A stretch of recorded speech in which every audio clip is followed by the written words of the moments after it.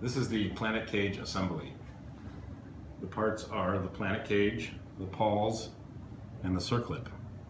There's also a special jig to make installation easier.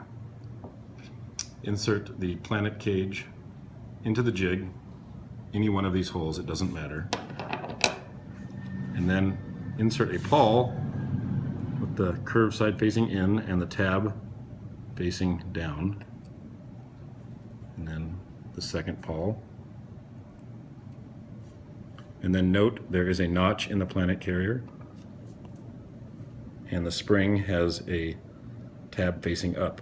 Insert the tab into the notch and snap the circlip around.